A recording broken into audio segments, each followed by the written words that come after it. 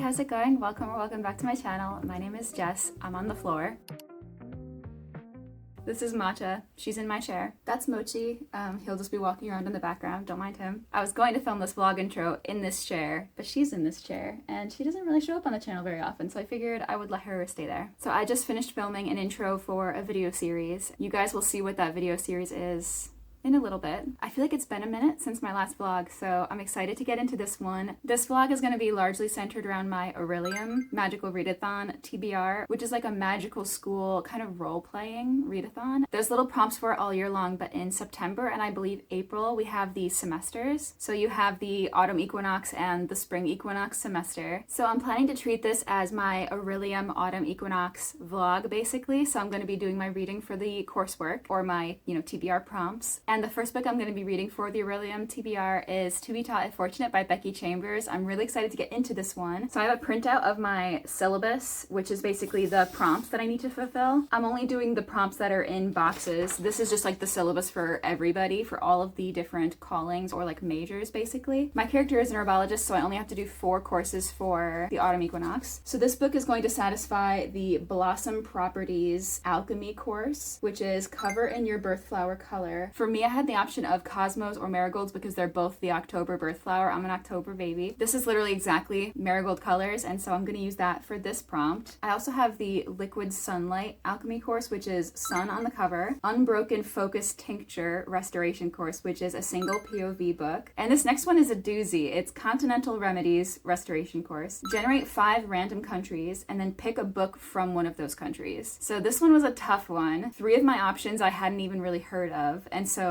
I was left with Austria or Italy. So I ended up picking a book from Italy. I'm gonna borrow it from my library through Libby, and it's called The Dry Heart. I don't remember who the author is. I'll put the photo on the side, but that's what I'm gonna read for that prompt. The book I actually wanted to read for that was called The 20 Days of Turin, and it's kind of a hard to find obscure novel. I don't even know how I found out about it. I think a Reddit thread. It's really hard to find. I don't even know if you can find it in print as a hardcover. I think you can buy it on like Amazon, but I don't really want to buy from Amazon, and I don't really trust any of the other listings online, but I found out they're releasing it in a paperback in October. So sadly I can't use it for this, but I'm going to read it in the future because it honestly sounds really interesting. I have online therapy in 5 minutes, so I gotta wrap this up. But another book that I'm reading right now, this isn't for ゚Links, it's not related to the syllabus or anything like that, but I'm reading The Starving Saints by Caitlin Starling, and I'm really liking it so far. It is gonna be so fucked up and weird, and I can't wait to see where it goes. But also, isn't this so pretty? This is my Aardvark copy. I actually don't have Aardvark Book Club, but I bought this on Pango, so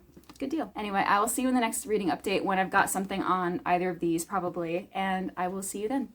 I decided that today might be a nice day to go outside and touch some grass, maybe get some sunlight. I think I'm gonna go try to find a local park to go to, and I brought my book with me.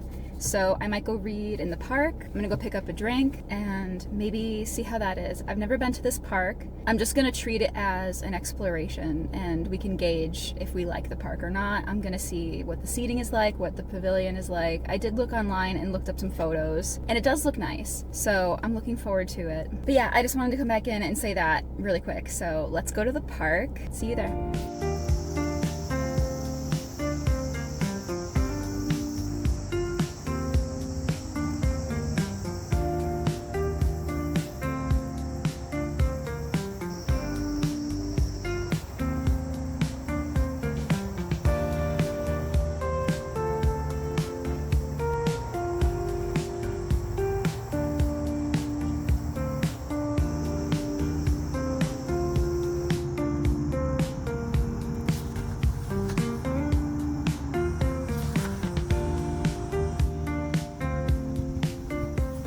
Like this park actually. It's got a little bit of road noise. There were lots of little insect sounds and bird sounds, and it was actually very nice. I started off in this like gazebo area, and then I ended up moving to a picnic table because I was kind of cold in the gazebo, but then the picnic table was getting visited by a lot of bees, and so I had to move again to a different picnic table, but that one was in the shade. So I actually ended up still being kind of cold, which is crazy because it's still technically summer. I would love to come here again. I think next time I will just bring something like a little tiny blanket to sit on maybe, and maybe a hoodie or something so I can sit in the shade and not be cold. Plus, honestly, I really enjoy bundling up. I prefer to be bundled up. As far as reading updates go, I got a good little bit into To Be Taught If Fortunate, and I made it about 55 pages in. Considering this book's only 135 pages long, I'm pretty far into it. I'm about this far into it right now. I brought my tabs with me so that I could mark pages that I want to annotate, but I didn't bring like my transparent notes and pens and things. So when I go home, I'll have to write down and highlight any sections I wanted to highlight. But I think next time I could probably just bring everything and just take like a little pencil case and bring all my stuff with me. But as far as what I want to do for the rest of the day, I was thinking I might go to TJ Maxx or Marshall's or one of those because I need to get some goodies for my dad's birthday. We're getting together with my family this weekend for a little birthday celebration for my dad, and I crocheted him a scarf, which I'm so proud of myself for doing because, you know, it's my second project ever, and it actually turned out really, really well. But I felt like the scarf alone wasn't like enough of a gift, so I think I'm gonna go pick up just like a couple of little snacky goodies or something from Marshall's. That's the next order of business for us, so I will take you along with me if I go into any stores, and let's see what else we get up to today.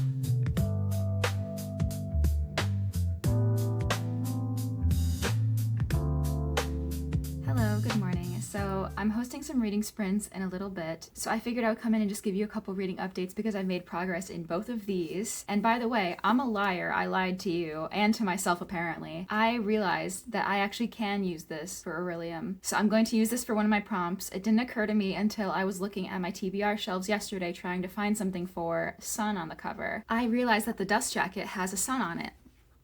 So I'm going to use this for my sun on the cover prompt. I didn't even notice it because I had the dust jacket off. So I'm really excited that I get to use this for ゚Oblivion. So far, I'm really enjoying it. I'm about 45% into this. So the whole premise with this one is that all of our characters are stuck in a castle. It's a medieval setting. If you're a Lord of the Rings fan, picture a castle keep type situation like Helm's Deep, where there's villagers, there's all sorts of people, but there's also armies, there's the king. And so think of Helm's Deep basically for this, except that instead of being surrounded by orcs and goblins and stuff, they're surrounded by an enemy army, and they've been barricaded in this keep for I think several months. It's been several months in this keep, and they're dwindling down all of their food rations. They're slowly running out of supplies, and things are getting really desperate. The king enlists this mad woman who is basically a witch. They enlist her to basically produce a miracle out of nowhere, try to generate food out of nothing. Nothing's really working, and then one day these four saintly figures that are the foundation foundation of the religious system in this book. These 4 saints appear in the keep out of nowhere, and they bring with them all this bountiful food, feasts, water, everything. And people are obviously rejoicing and excited. The king is just enamored with these saints, and everyone believes that they are the saints. But what if they aren't? A couple of the characters are immediately suspicious and think that something's not right here. And so it starts to get a little bit more wild and weird around the 40% mark, maybe 35%. From what I've heard from people online, this gets insanely wild. It becomes like an acid trip down the rabbit hole situation, and I cannot wait. I cannot wait to get into the weird stuff. I think we're starting to get there, but I think it's going to get even more unhinged and more crazy. Trigger warning for cannibalism. That is definitely a factor in this, and so trigger warning for that. I can't think of any other trigger warnings except maybe animal death, but that's just mentioned. It's off page. But just, be warned about that. So far, I'm really loving this. I'm having a great time with it. So that's my update for the Starving Saints. So yesterday I went to the park and I read a good amount of this, and then later last night I decided to sit down and put my annotations in, like highlight and make notes, because I had just brought the tabs with me to the park, but I didn't bring all my stuff. And so I highlighted and did all that annotation and then kept reading a little bit longer. I'm a little over halfway, and while I am having a good time with this, I don't think I would recommend this to just anybody. I think that Becky Chambers' other works, like the Monk and Robot series and the Wayfarer series, are much more approachable. This one definitely leans more on the dry academic side because our characters are all scientists and astronauts. So there is a lot of like scientific lingo. As a scientist, I understand it, but I understand that it's probably not for everybody. So I would say if you don't mind a dry read and you don't mind a lot of like academic, scientific jargon and things like that, this probably won't be as intimidating. But it's really not intimidating, I would say. As a whole, I think it's very approachable, just with that context in mind of it's kind of more of a scientific lens than some of her other stuff. I think we're getting more into the emotional meat of the story right now with a lot of the character dynamics that are going on between the 4 astronauts that are like out on this space expedition together. I think this gets into a lot of interesting topics around change and transformation and metamorphosis, especially change when it comes to humanity and the cyclical nature of a lot of human conflict. And so I think that is a very interesting idea. I had a good time reading this last night up until this purple tab here where I cried. Definitely a trigger warning for animal death.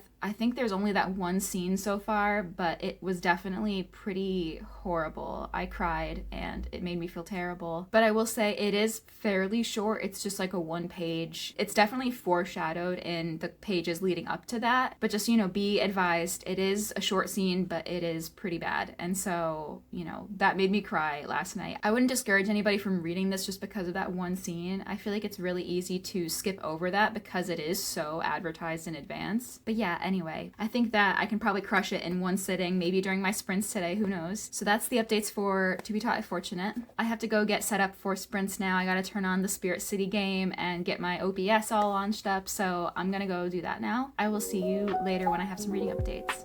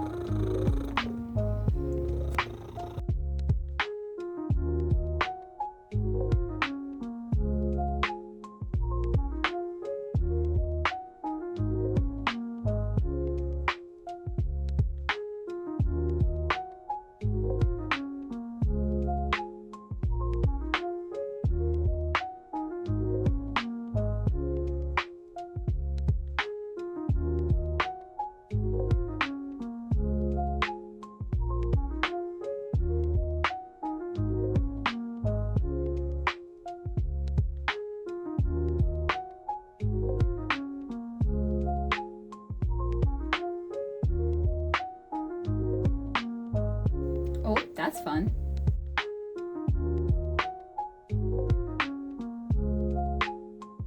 My character's kind of fucking hot. Wow. Uh-oh. I think I might keep the shackles the whole game. And the premise of her is that she was a drowned soul and was reincarnated or something by necromancers. Now she is like imbued with lots of power, but she can never take her shackles off as like a reminder of who she was, you know? That's She was reincarnated and went straight to jail. Yeah. That's the lore. I like it.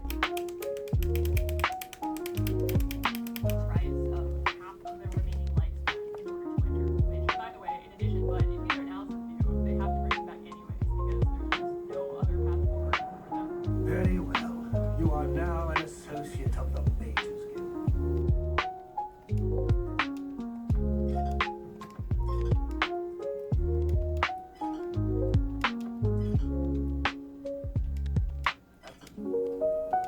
That's more than I'd usually pay.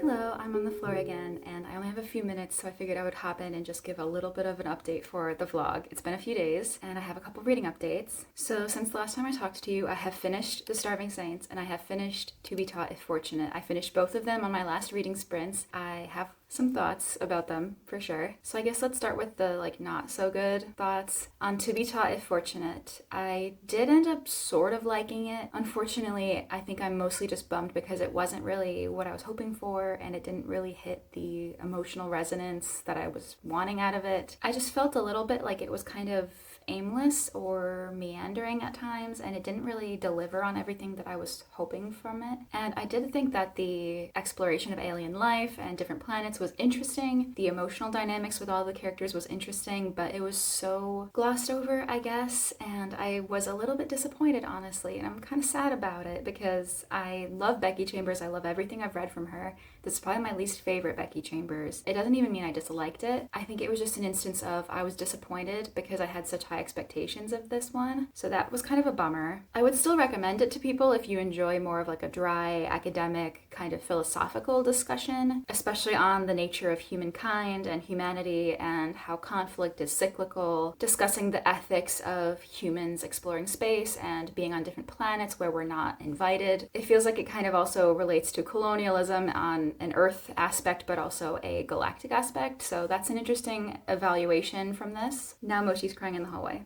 so sorry if you hear him in the background. So anyway, that's my thoughts on To Be Taught If Fortunate. As far as The Starving Saints, that one I definitely have better news about. I really, really liked it. Do I have some gripes and maybe some complaints about it? Yes. Are there some logical leaps that don't really make a lot of sense? Is there some kind of world building that is maybe a little bit vague?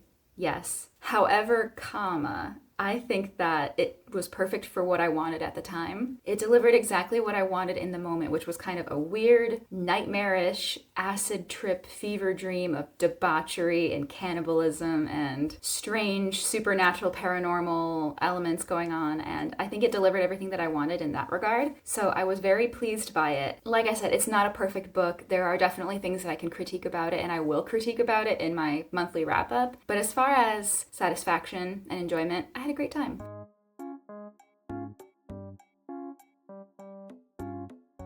I honestly wanted it to be even more fucked up.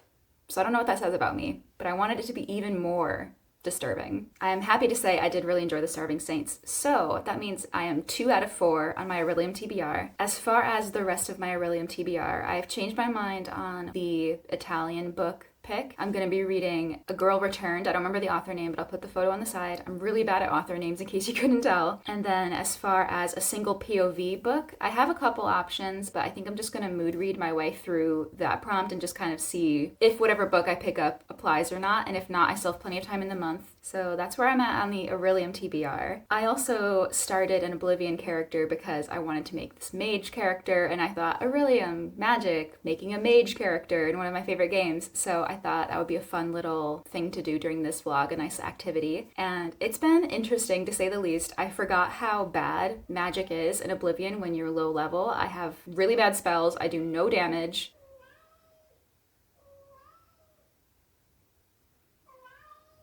It sounds like he's literally being tortured in the hallway, but it's just because he can't directly see me. He's my shadow. So this is what happens when I go into the one room of the house that he is not allowed into. So that's it for my vlog updates right now. Anyway, I'm going to go before Mochi breaks down the door and comes in here. So I will see you in the next update. One of them is about letting things go. I think that's just a very visual, obvious thing that happens in the fall time. The trees let their leaves go.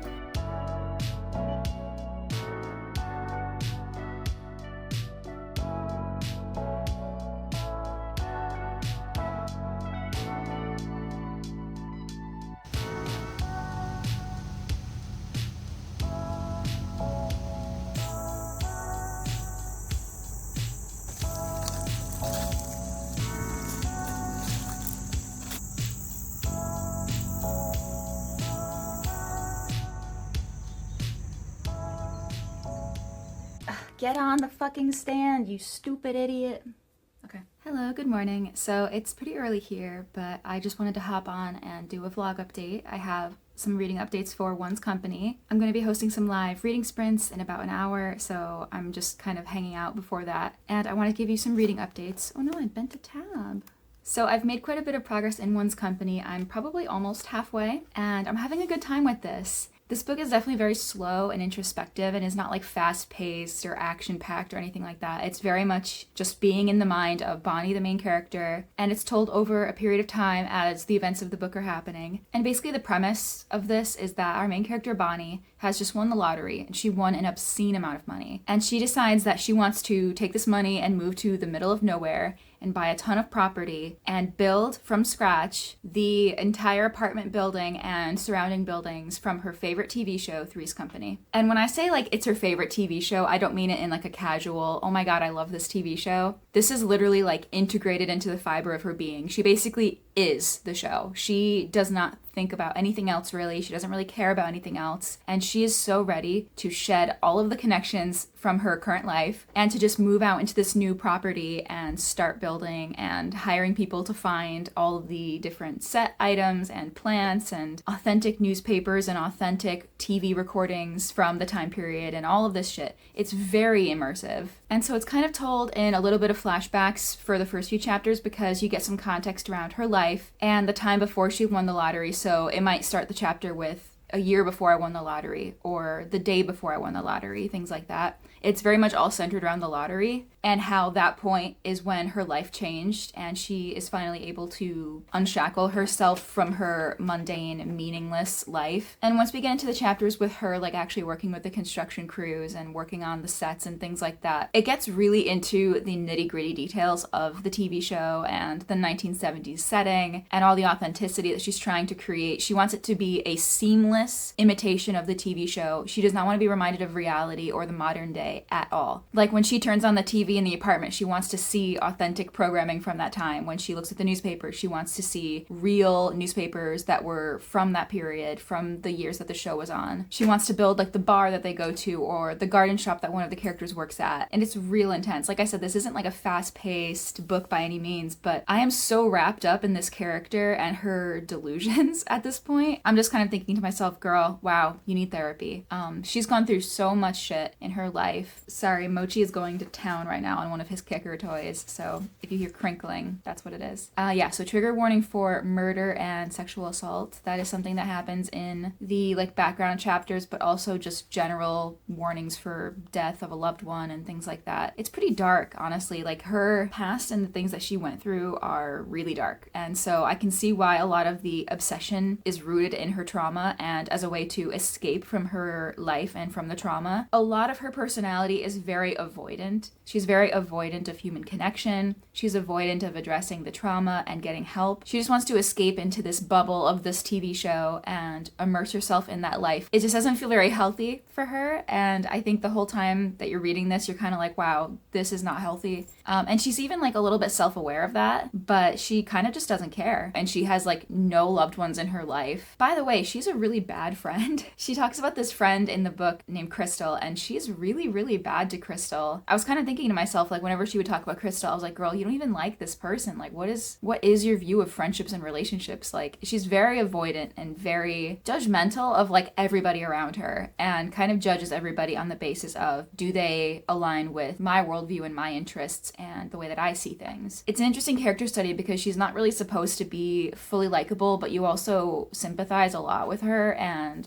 you sympathize for all the things that she went through that got her to this point. It's definitely like a lot of conflicting feelings. So far I'm having a lot of fun with it though. I really am liking it. Even some of the like drier parts of the story where she's just procuring shit for the apartment complex, even though those parts aren't like the most interesting, I still think it's compelling because you can see her level of attention to detail and how she wants everything to be seamlessly, flawlessly perfect. And yeah, I'm just having fun with it. And I probably won't check in again until I have my final thoughts on it. I just realized I never even told you that I was planning to read this one. I'm reading this one for a different video series that I'm working on, but I decided to put it into this vlog because I'm going to use this as my single POV book for my ゚Links TBR. And then at some point I also need to start A Girl Returned. So this is the one that I have in progress for the ゚Links TBR, and then I need to start the fourth and last book for the ゚Links TBR. So I will check in when I have finished One's Company. I'll probably also check in when I have started A Girl Returned. Anyway, I will see you in the next update. Bye.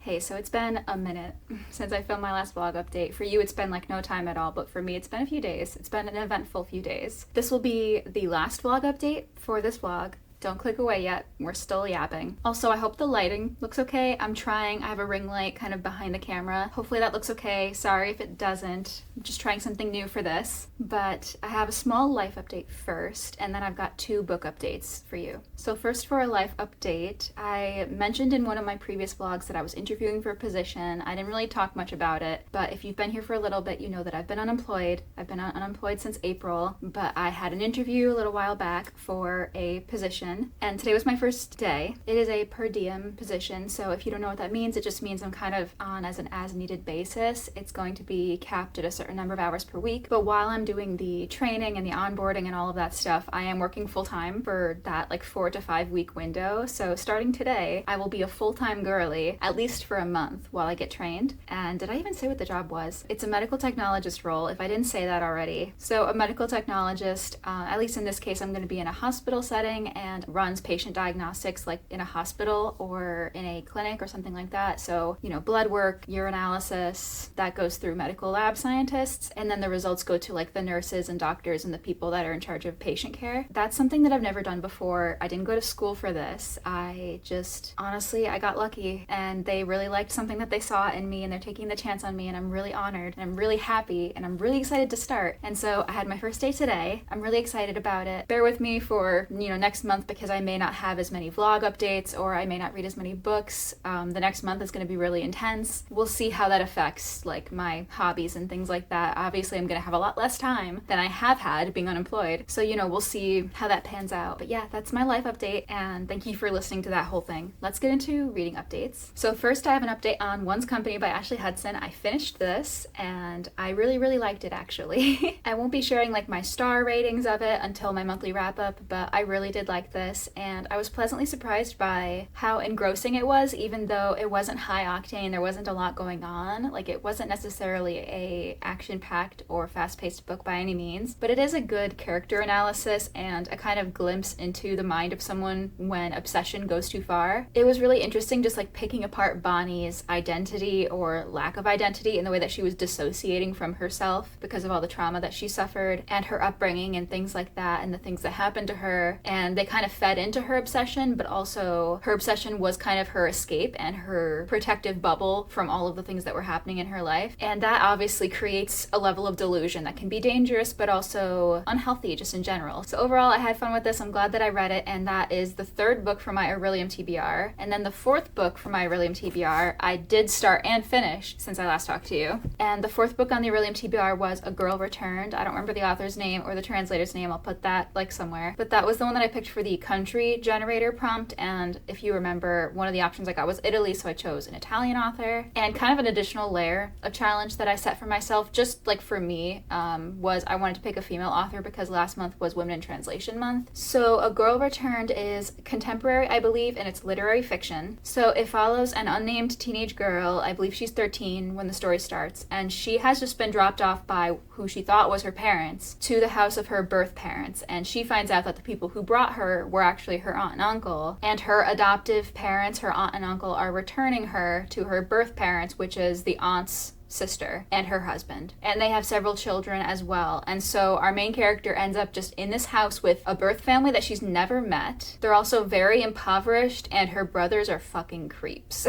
Thankfully she does have like one good thing in this household, and that is her younger sister. I think her name is Adriana, and they end up becoming very close, and they kind of are a lifeline for each other in this very unsteady, very unsafe household. This book is really sad. It can definitely be uncomfortable because of some of the things that happen. Trigger warning for incest. But yeah, a lot of this book felt very just uncomfortable because of the nature of everything that was happening. And you feel bad for the main character because she was just dropped off by the only people she's ever known as her family her whole life, and she's just left to figure out by herself and go through all these feelings of abandonment and wondering what she did wrong and what happened to her family and why she's here. It's a very sad book, and it gets into a lot of the dynamics of family and choosing your family, how just because someone is blood related to you doesn't mean that they're good for you, doesn't mean that they love you, and also the power of like having someone in your family or someone that you're close with who you can trust and be vulnerable with, and having someone that's safe for you. Sorry, I turned on the brightness on the ring light because it was low-key blinding me. But yeah, so that is A Girl Returned. I really liked it, and I finished it in one day. I wouldn't say I had a great time with it. It was definitely an experience that was very kind of sad and emotionally taxing, but like I just enjoyed the experience of reading it and the story that I was being taken on, and the pacing was very good because it kept me hooked the entire time, right from the beginning all the way to the end. So that one was definitely a success, and that was the last book on my ゚Rillium TBR, which means I have completed my autumn semester, and so that kind of brings us to the end of the vlog. Thank you for being here, and if you enjoyed, please like, comment, subscribe. It means a lot to me that you're here, and I will see you in the next one.